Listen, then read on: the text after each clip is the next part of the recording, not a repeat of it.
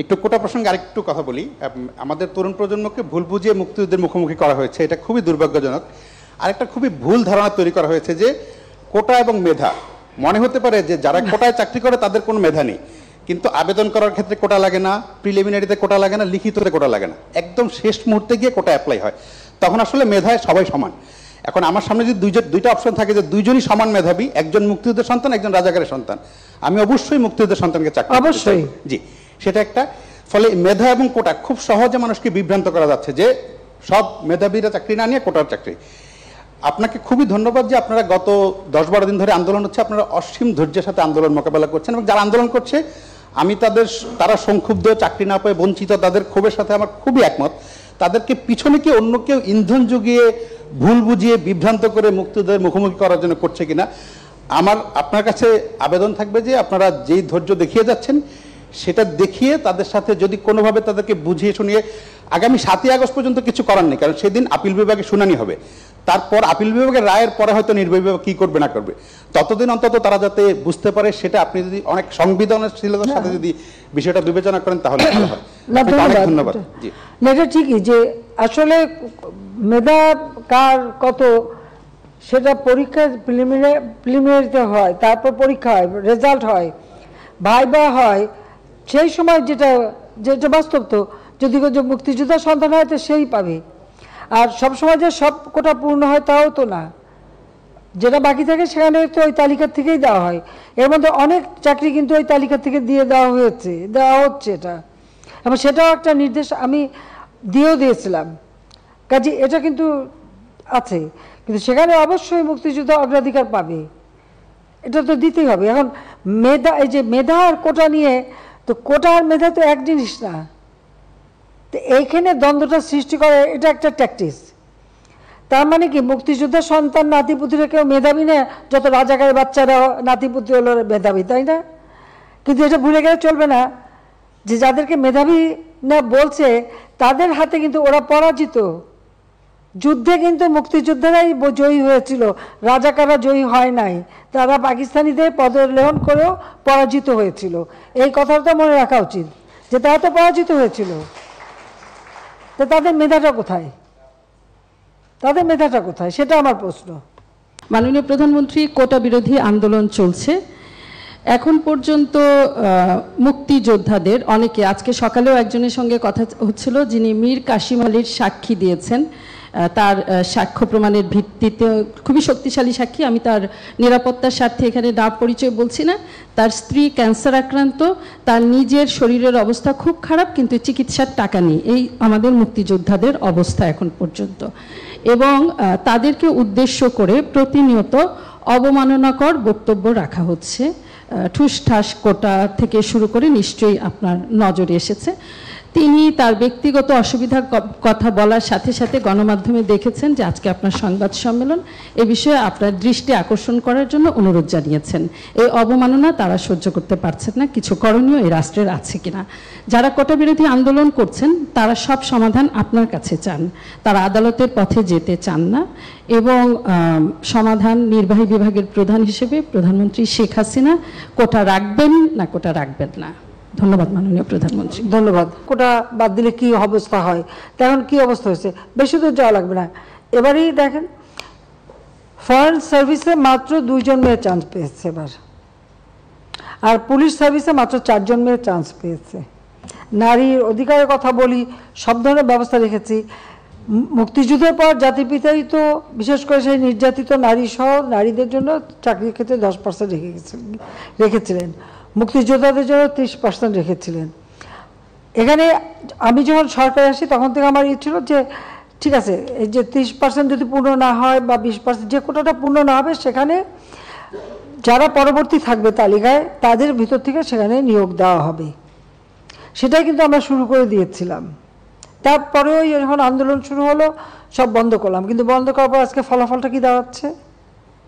আর আমি একটা জিনিস আমি বুঝি না, সেখানে আমাদের দেশের নারীরা তো কোনোদিন সেক্রেটারি হবে ভাবেনি, ডিসি হবে ভাবেনি, এসপি হবে ভাবেনি, এমনকি কোথাও তাদের পদায়নই ছিল না। আওয়ামী লীগ সরকার আসার পরে আমি প্রথম সেনাবাহিনী, নৌবাহিনী, বিমান বাহিনী প্লাস পুলিশে কিন্তু জাতির পিতা বঙ্গবন্ধু শেখ মুজিবই কিছু অফিসারের চাকরি দিয়ে গিয়েছিলেন সেই পুলিশ বাহিনীতে নারীদের। প্রশাসনের ক্ষেত্রে প্রথম সচিব কিন্তু আমি করি, এবং প্রথম এসপি, ডিসি, এরপরে একবারে মানে ওসি, সমস্ত জায়গায় যেন নারীদের একটা অবস্থান থাকে সেটা আমরা নিশ্চিত করি। লেখাপড়ার দিক থেকে জাতির পিতাই শুরু করলেন মেয়েদেরকে অষ্টম শ্রেণী পর্যন্ত প্রথমে অবৈতনিক করে দেওয়া, সেটাকে 12 পর্যন্ত 12 ক্লাস পর্যন্ত অবৈতনিক। পার্লামেন্টে কিন্তু মেয়েদের জন্য আলাদা সিট রেখে দিলেন, সংরক্ষিত আসন, যেন নারী নেতৃত্ব গড়ে ওঠে। তো নারীদের এই যে সুযোগগুলি আমরা সৃষ্টি করেছি কেন? যাতে করে অর্থনৈতিকভাবে তারা স্বাবলম্বী হতে পারে, নিজের পায়ে দাঁড়াতে পারে নিজেরা। তো আমার প্রশ্ন হচ্ছে যে সেই সময় যারা আন্দোলন করেছিল তার মধ্যে অনেক মেয়েরাও ছিল। নারী কোটা চাই না, যিনি বলছেন নারী কোটা চাই না, মেধা দিয়ে চাকরি পাবে, সে কি চাকরি পেয়েছে? সে কি বিশেষ পরীক্ষা দিয়েছে? বিশেষ পরীক্ষা কি সে মানে প্রিলিমিনারিতেই সে জায়গা করতে পেরেছে? তো এই বড় কথাগুলি যদি না বলতো তাহলে এখন তো কোথাও না কোথাওটা চাকরি তো পেত।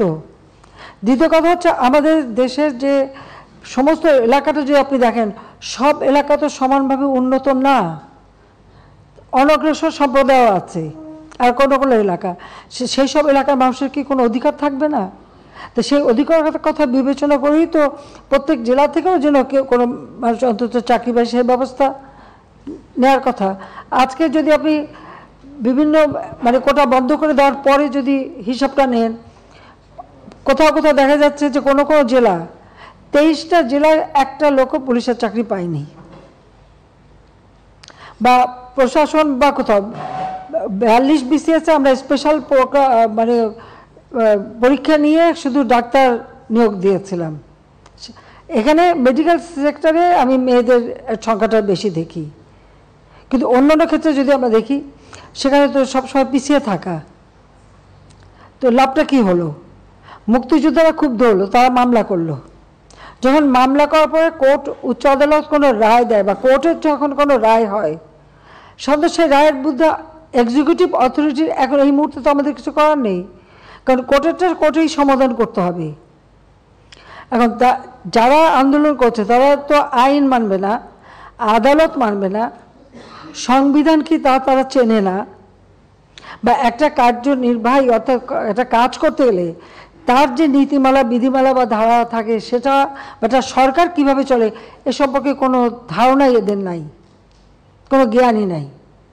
হ্যাঁ, পড়াশোনা করছে, ভালো নাম্বার পাচ্ছে, সেটা ঠিক, কিন্তু ভবিষ্যতে এরা তো নেতৃত্ব দেবে বা এই দেশটা চালাতে আসবে, তাদের তো এই ধারণাগুলি দরকার। আমাদের সংবিধান কি বলে সেটা তাদের জানা উচিত। আমাদের একটা রাষ্ট্র পরিচালনায় কী ধরনের কাজ হয় সে সম্পর্কে তাদের কোনো ধারণা আছে? সে ধারণা তো আমরা দেখি না। আজকে যখন আদালতে চলে গেল, তো আদালতে সেটা সমাধান, এবং আদালত তাদের সুযোগ দিয়েছে, বলেছে আপনারা আসেন আর্গুমেন্ট করেন, বলেন, তা আদালতে যাক, বলুক না, তারা রাজপথেই সমাধান করবে। আর আমাকে বলছে, আমি সত্যি কথা বলতে কি, আদালত যখন কথা বলেছে, আদালতে যখন চলে গেছে, তার যখন রায় হয়েছে, তো সেই রায়ের বিরুদ্ধে এখন এই মুহূর্তে আমার তো দাঁড়ানোর কোনো অধিকার নাই। এটা তো আমার সংবিধানও বলে না, আমার পার্লামেন্টও বলে না, কার্যপ্রণালী বিধিও বলে না, কিছুই না। যতক্ষণ পর্যন্ত আদালত থেকে সমাধান না আসবে ততক্ষণ আমাদের এখানে কোনো কিছু করার থাকে না। এটা বাস্তবতা, এই বাস্তবতা তাদের মানতে হবে। আর যদি না মানে কিছু করার নাই, আর রাজপথে আন্দোলন করতেই থাকবে, তবে কোনো ধ্বংসাত্মক কাজ করতে পারবে না। যতক্ষণ তারা শান্তিপূর্ণভাবে করাচ্ছে, কেউ কিছু বলছে না। কিন্তু এর বাইরে যখন কিছু করবে, পুলিশের গায়ে হাত দেওয়া বা পুলিশের গাড়ি ভাঙা বা এভাবে আক্রমণ, এগুলি যদি করতে যায়, তাহলে তখন তো আইন তার আপন গতিতে চলবে। এখানে আমাদের কোনো কিছু করার নেই।